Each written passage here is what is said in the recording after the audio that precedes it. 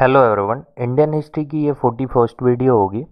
Lucent GK की new addition को cover कर रहे हैं हम लोग। जिस भी एग्ज़ाम की आप तैयारी करते हो उसमें अगर जनरल नॉलेज पूछा जाता है तो उसके लिए ये बुक काफ़ी इम्पोर्टेंट है।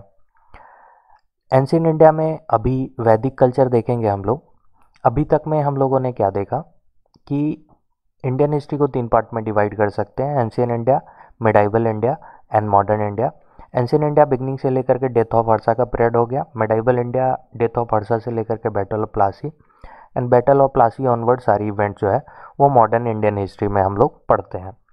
एंशिएंट इंडिया में हम लोग प्री हिस्टोरिक पीरियड जो कि 30 लाख से लेकर के 600 BC का पीरियड है एंड हड़प्पन सिविलाइजेशन ये हम लोग देख चुके हैं। अभी वैदिक कल्चर देखनी है जो कि 1500 से लेकर के 600 BC के पीरियड में ये कल्चर फली फूली।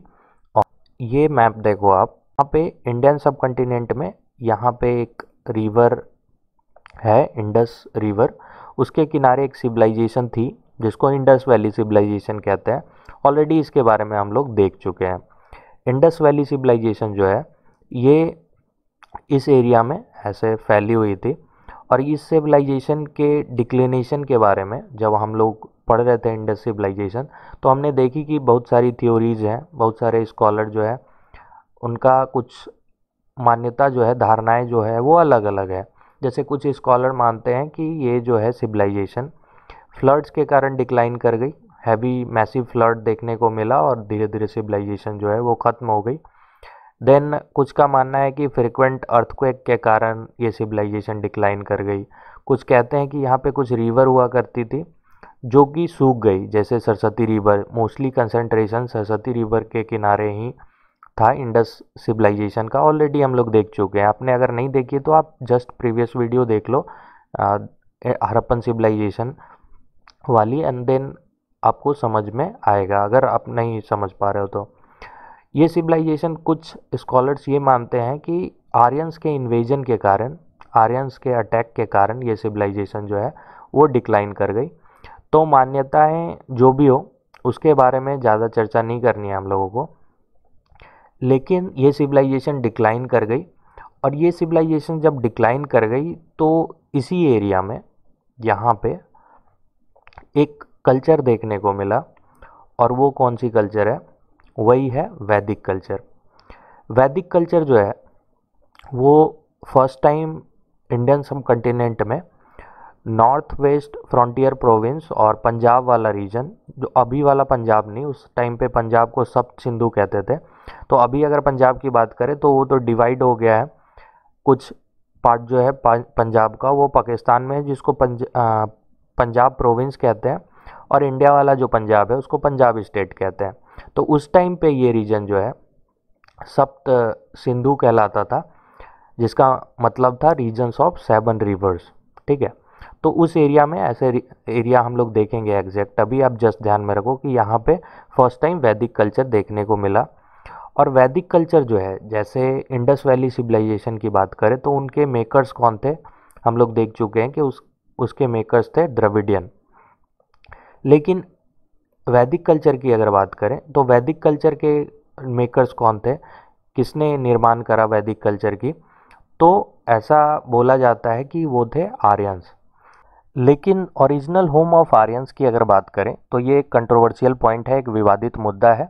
क्योंकि कुछ स्कॉलर्स का मानना है कि आर्यंस जो हैं वो इंडियन थे, वो इंडिया के ही रहने वाले थे। लेकिन कुछ स्कॉलर्स ये मानते हैं कि आर्यंस जो हैं वो इंडियन नहीं थे, वो आउटसाइडर थे। आउटसाइडर में देखें तो स्कॉलर्स लाइक मैक्स मुलर, इन्होंने बोला कि सेंट्रल एशिया से आर्यंस जो हैं वो आकर के इंडियन सब कॉन्टिनेंट में सेटल हो गए।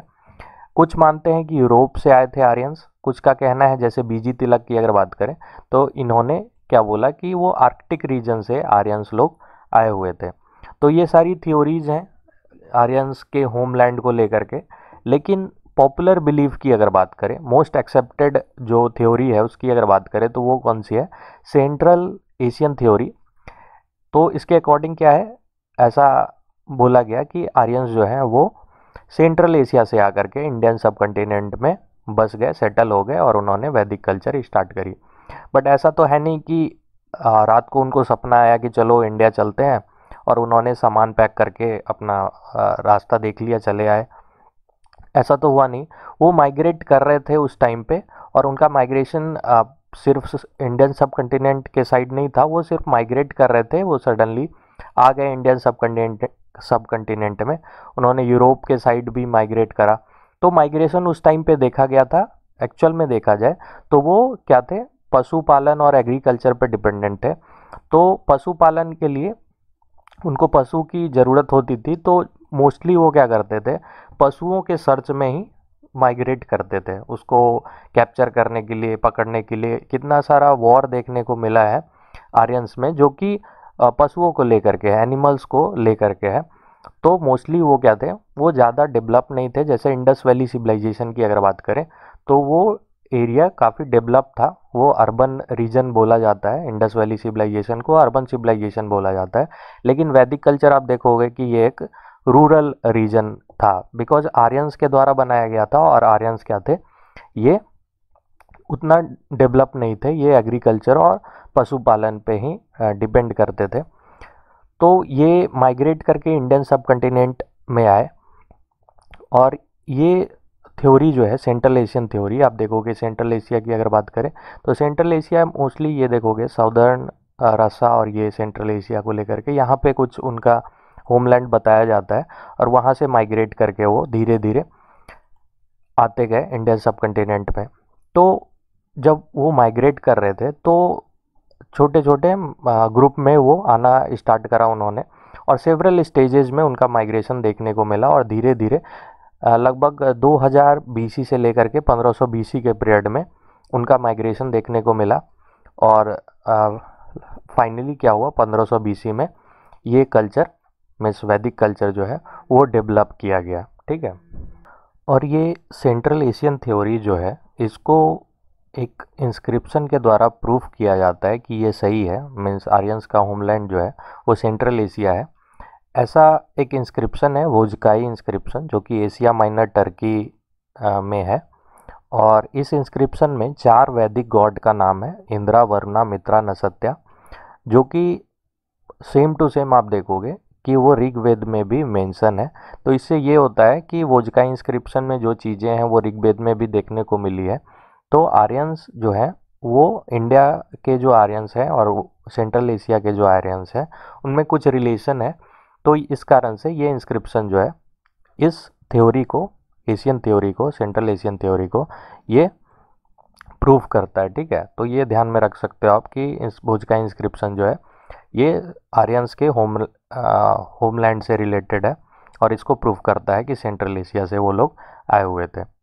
ये आप देख सकते हो, ये कहाँ पे, मतलब अगर आप प्लेस देखना चाहो तो यहाँ पे आपको देखने को मिलेगा। ये देख रहे हो, यहाँ पे टर्की है, एशिया माइनर, यहाँ पे ये इंस्क्रिप्शन है।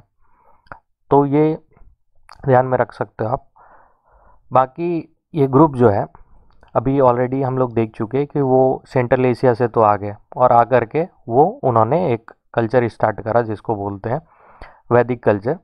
और वो ग्रुप जो है उन्होंने जब यहाँ पे आया, मतलब उनकी जब एंट्री हुई इंडियन सब कॉन्टिनेंट में, तो वो फर्स्ट टाइम मतलब स्टार्टिंग में फ्रंटियर प्रोविंस जो पाकिस्तान वाला है, नॉर्थ वेस्ट फ्रंटियर प्रोविंस, और पंजाब वाला जो रीजन है उस टाइम पे सप्त सिंधु कहते थे। और पंजाब अभी का पंजाब नहीं, अभी का पंजाब तो मतलब डिवाइड हो चुका है। पाकिस्तान वाले पंजाब को पंजाब प्रोविंस कहते हैं, यहाँ पे आपको मिलेगा। और इंडिया वाले पंजाब को क्या बोलते हैं, पंजाब स्टेट।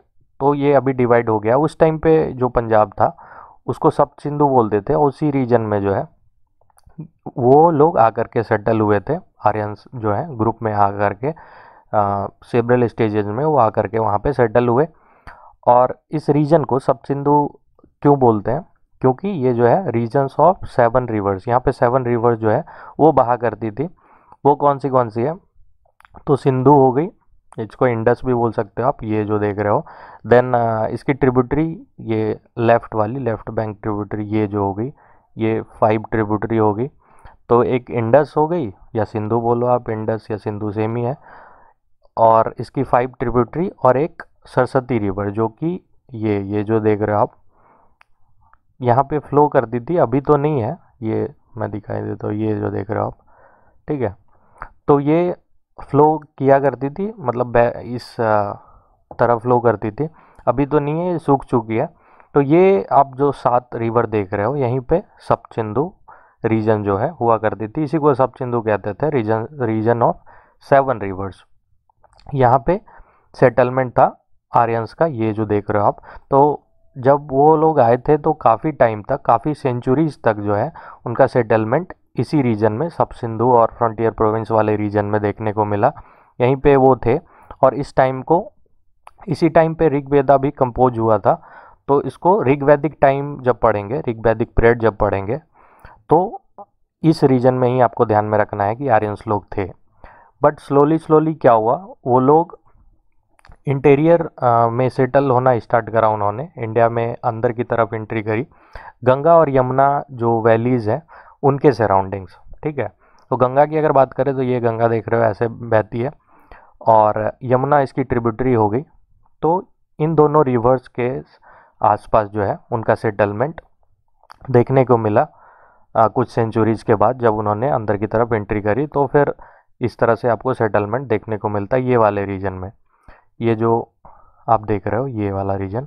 तो इस टाइम ये जब यहाँ पे थे आर्यंस, जब इस प्लेस पे थे, तो इसको हम लोग लेटर वैदिक पीरियड में पढ़ते हैं। ठीक है, तो लेटर वैदिक पीरियड में आपको ध्यान में रखनी कि सेटलमेंट कहाँ था, गंगा और यमुना वैलीज के आसपास। और अगर ऋग्वैदिक पीरियड की बात करें तो सेटलमेंट कहाँ था, यहाँ पे ये वाला जो रीजन देख रहे हो, फ्रंटियर प्रोविंस और पंजाब वाले रीजन में। ठीक है, या सप्त सिंधु आप ये ध्यान में रख सकते हो। तो ये ध्यान में रखनी है, बिकॉज हम लोग ऋग्वैदिक पीरियड भी पढ़ेंगे और लेटर वैदिक पीरियड भी पढ़ेंगे, तो उस समय देख लेंगे। अभी जस्ट हम लोगों ने क्या देखा कि वैदिक कल्चर में, वैदिक कल्चर का निर्माण जो है, वैदिक कल्चर के मेकर जो है वो कौन है, वो आर्यंस है। और आर्यंस के होमलैंड के बारे में, वो कहाँ से आए थे, उसके थ्योरीज के बारे में हम लोगों ने देखा।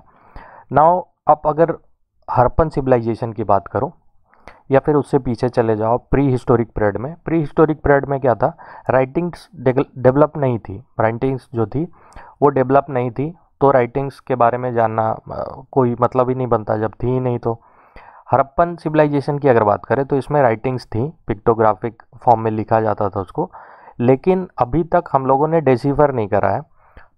तो डेसिफर करा ही नहीं तो फिर वो समझेंगे क्या, उसको पढ़ेंगे क्या, ये भी नहीं देखेंगे। बट वैदिक कल्चर की अगर बात करें तो इसकी राइटिंग्स जो हैं वो डेसिफर करा है हम लोगों ने। और इस कारण से वैदिक कल्चर के लिटरेचर के बारे में देखेंगे, उसके राइटिंग्स के बारे में देखेंगे। तो वैदिक कल्चर को हम लोग 3 पार्ट में देखेंगे। कौन सी? तो वैदिक लिटरेचर देखेंगे, देन ऋग्वैदिक या फिर अर्ली वैदिक पीरियड के बारे में देखेंगे, जिस टाइम पे आर्यंस लोग जो थे वो कहाँ थे, सप्त सिंधु वाले रीजन में। और फिर लेटर वैदिक पीरियड, जिस टाइम पे वो लोग गंगा और यमुना वैलीज जो है, गंगा यमुना रिवर के आसपास क्या था, उनका सेटलमेंट था। तो वैदिक लिटरेचर अभी इस वीडियो में देखेंगे हम लोग, बाकी ये ऋग्वैदिक और अर्ली वैदिक पीरियड और लेटर वैदिक पीरियड ये जो है आगे के लेक्चर्स में हम लोग देखेंगे। ठीक है, वैदिक कल्चर के जो लिटरेचर है, वैदिक लिटरेचर आप बोल सकते हो, इसको 2 पार्ट में डिवाइड कर सकते हैं। कौन सी?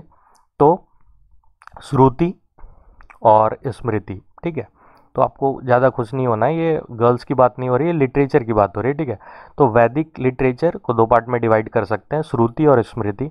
इसमें डिफरेंस देख लेते हैं थोड़ा, ताकि आगे समझने में आसानी हो। श्रुति की अगर बात करें तो इसका क्या मतलब है, टू हियर। और स्मृति की अगर बात करें तो स्मरण करना, याद करना, टू बी रिमेम्बर्ड। स्मृति और श्रुति में अगर आप डिफरेंस देखो, दोनों क्या है, लिटरेचर है, बट श्रुति जो है इसको माना जाता है कि ये ऑथरलेस है, इसका कोई ऑथर नहीं है। तो किसने लिखा इसको किसने कंपोज करा, ऐसा माना जाता है कि ये जो है गॉड के द्वारा कंपोज किया गया है, ऑथर्ड बाय गॉड। लेकिन स्मृति जो है इसके कोई ना कोई ऑथर होते हैं। श्रुति की अगर बात करें तो इसको बोल बोल करके जनरेशन टू जनरेशन जो है इसको आगे की तरफ फॉरवर्ड किया जाता है। बट स्मृति की अगर बात करें तो ये लिखा जाता है, ठीक है, रिटन फॉर्म में होता है और इसको कॉन्स्टेंटली रिवाइज करते हैं। बट श्रुति क्या है, ये फिक्स है, इसको आप बदल नहीं सकते। ऑब्वियस है, अगर इसको गॉड के द्वारा बनाया गया है ऐसा माना जाता है तो आप उसमें चेंज नहीं कर सकते। लेकिन स्मृति की अगर बात करें तो इसको रिवाइज किया जाता है कॉन्स्टेंटली।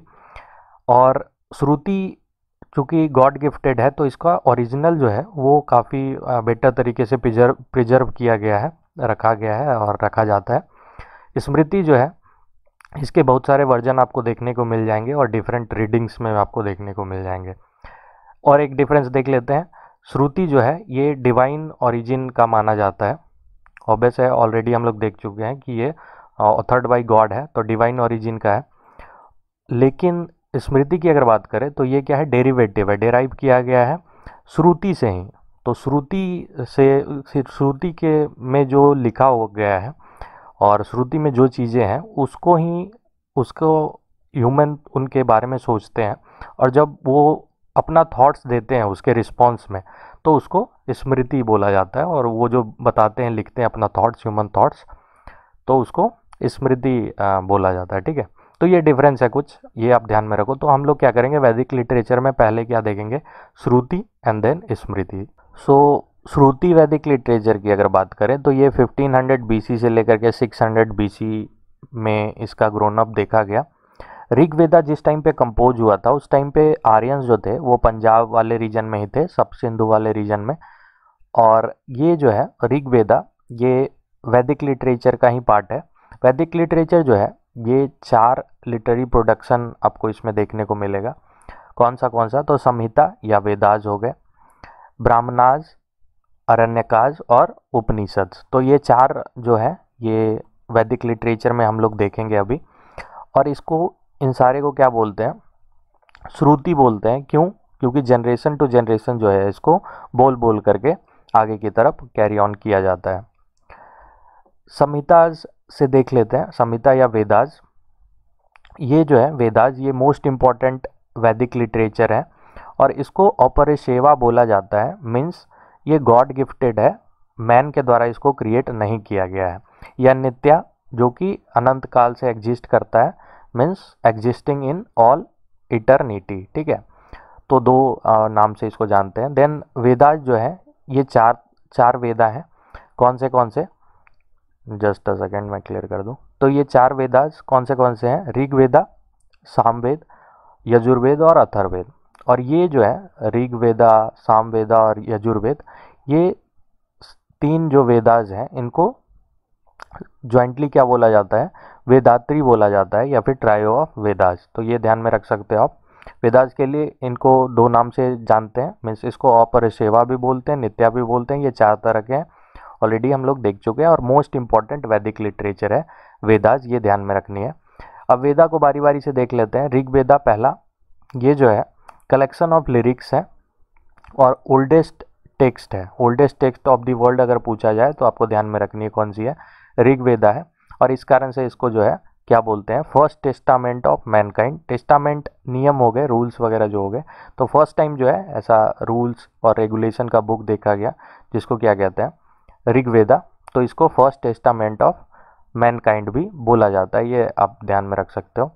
इसमें 1028 हिम्स है और 10,580 वर्सेस है और इसको डिवाइड किया गया है 10 मंडल्स में। ठीक है, जिसमें सेकेंड से लेकर के 7th mean second, third, fourth, fifth, sixth, 7th, ये जो 6 मंडल्स हैं इसको गोत्र या फिर वामसा मंडल कहते हैं।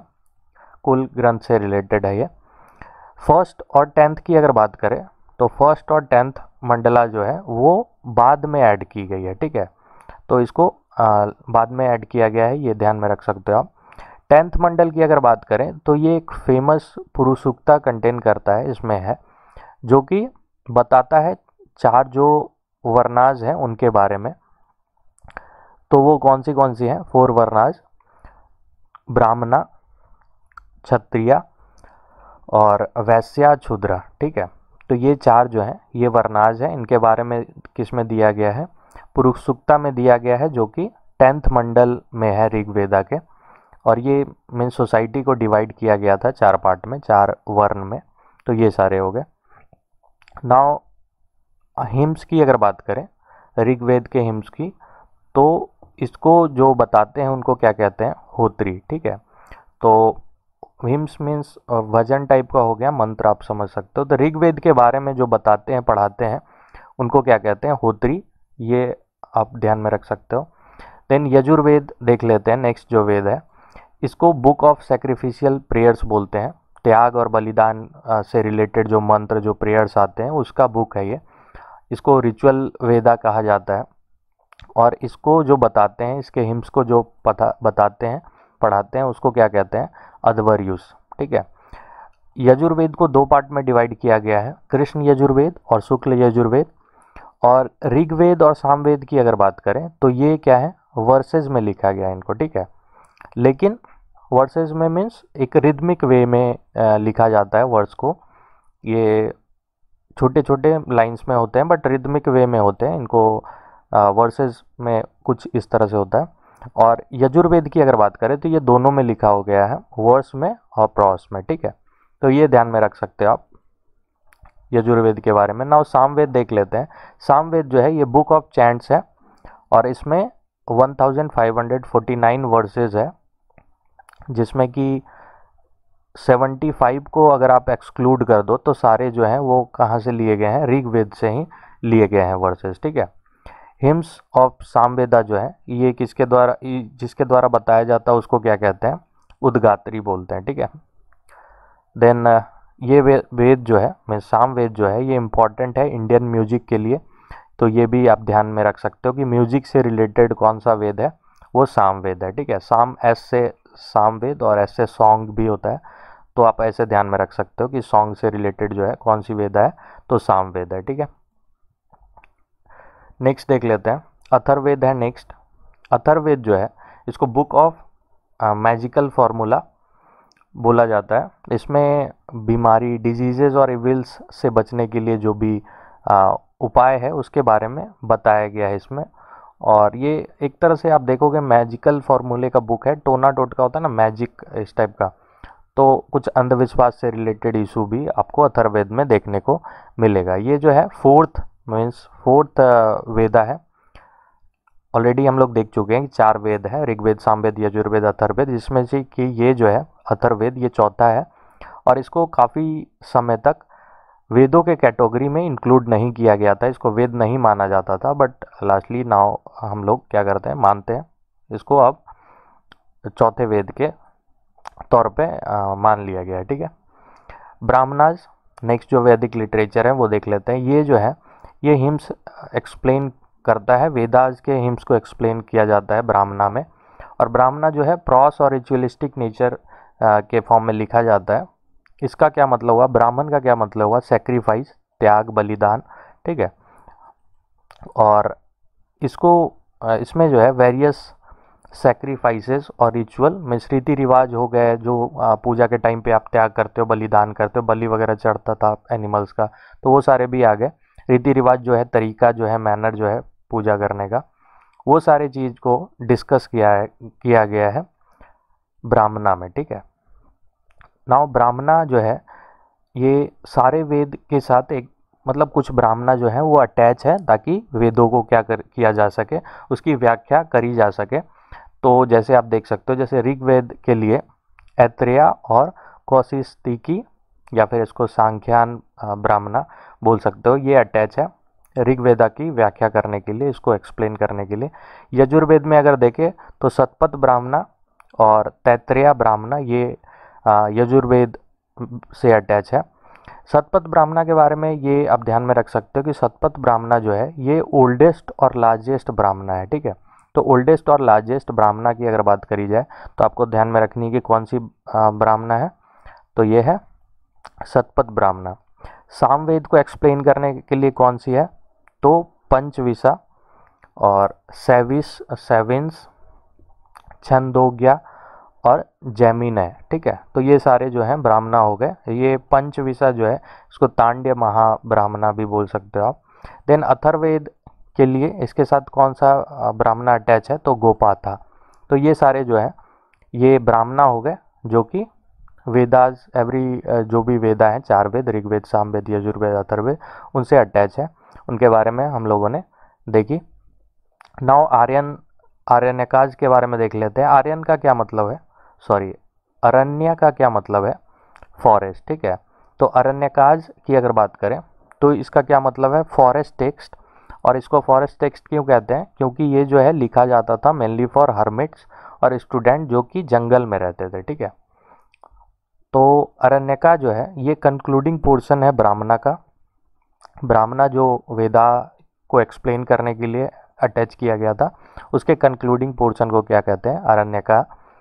नेक्स्ट उपनिषद देख लेते हैं। उपनिषद जो है ये फिलोसफिकल टेक्स्ट है और जनरली इसको वेदांत बोलते हैं, क्योंकि वेद के अंत में ये जो है आया था, इस कारण से इसको वेदांत बोलते हैं।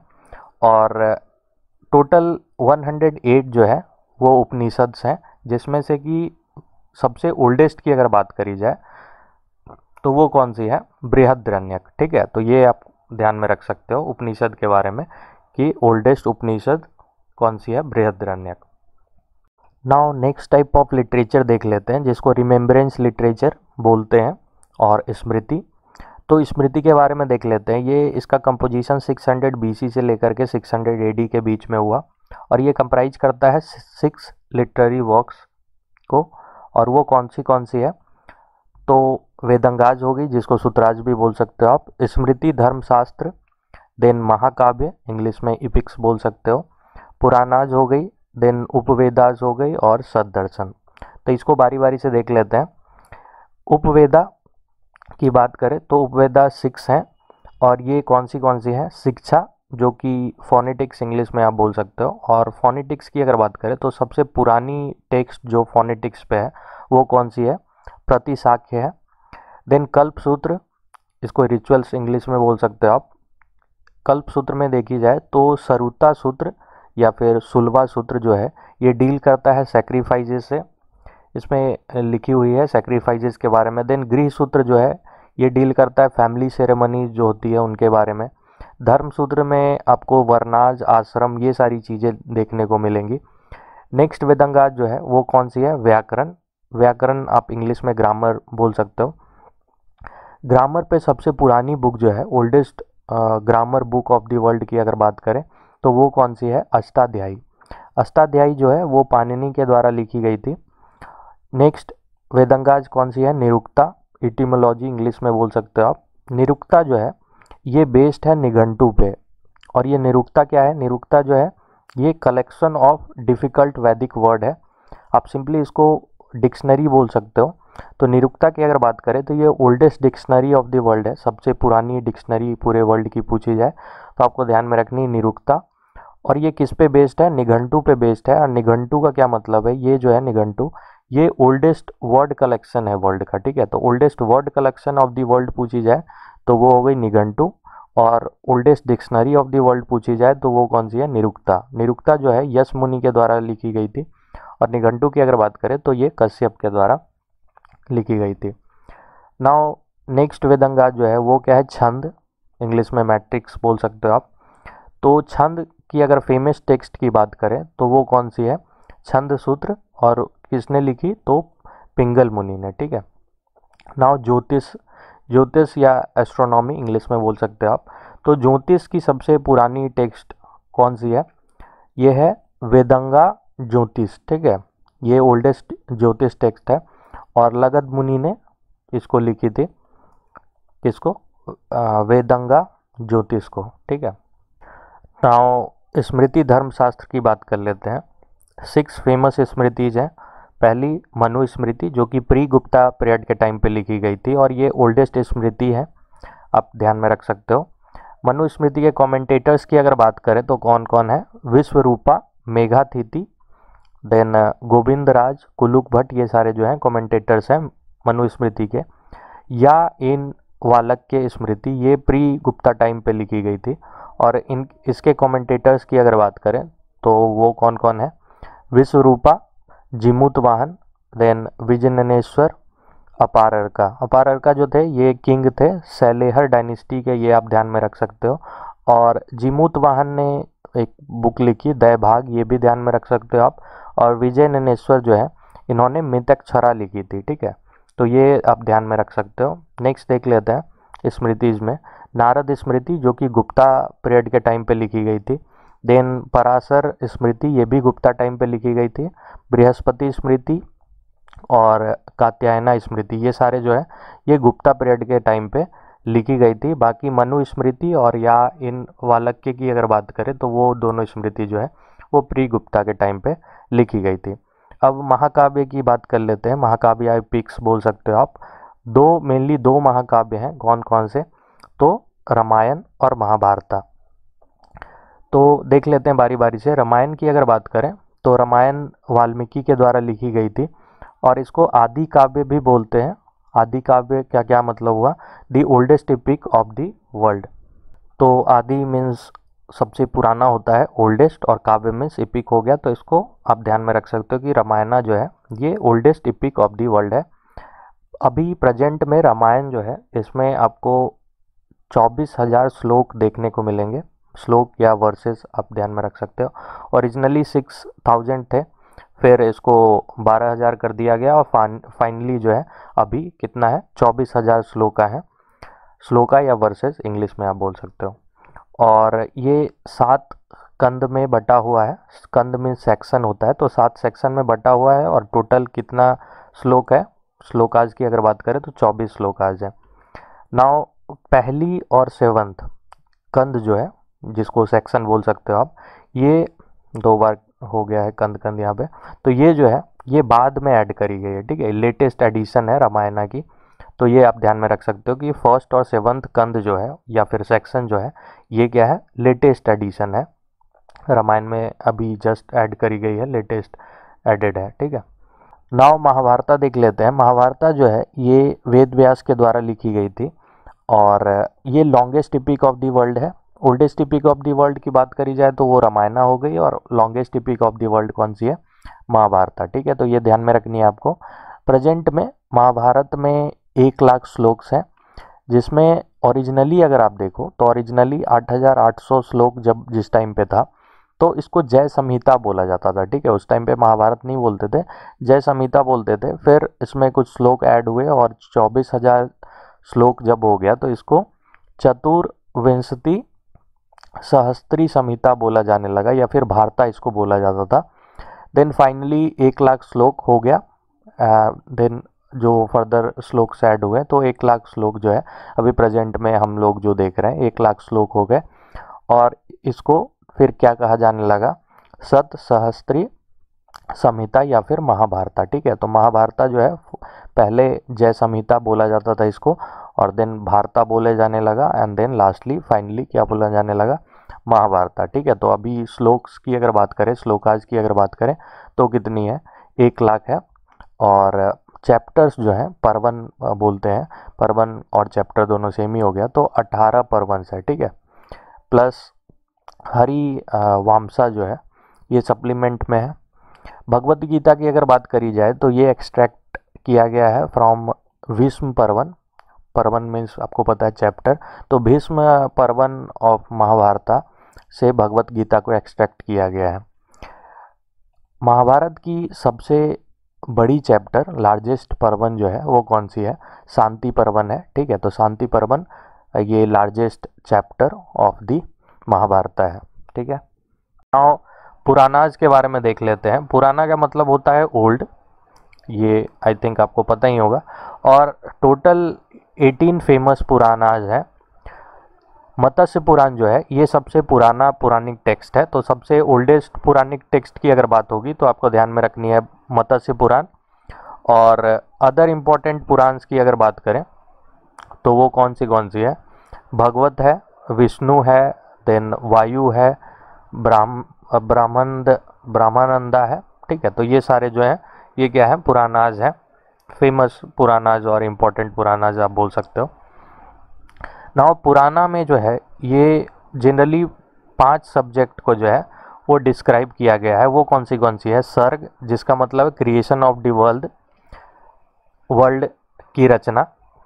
फिर प्रतिसर्ग जो कि रिक्रिएशन है, मीन्स वर्ल्ड डिजॉल्व हो जाता है, ख़त्म हो जाता है, उसके बाद रिक्रिएशन की बात करी गई है, मीन्स पुनर्जन्म की बात करी गई है प्रतिसर्गा में।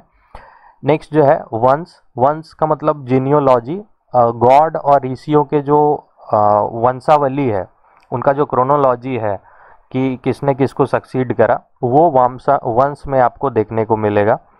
फोर्थ जो है वो मानवावतार, इसमें आपको अवतार के बारे में मेनली आपको नाम से ही ऐसे पता चल रहा होगा, तो अवतार जो लिया गया था उसके बारे में लिखा गया है, ठीक है। तो मनुष्य के रेन के बारे में और फर्स्ट ह्यूमंस, जो मनुष्य का क्या मतलब है, फर्स्ट ह्यूमंस के बारे में दिया गया है इसमें मानवावतार में, मानव का जो अवतार हुआ उसके बारे में।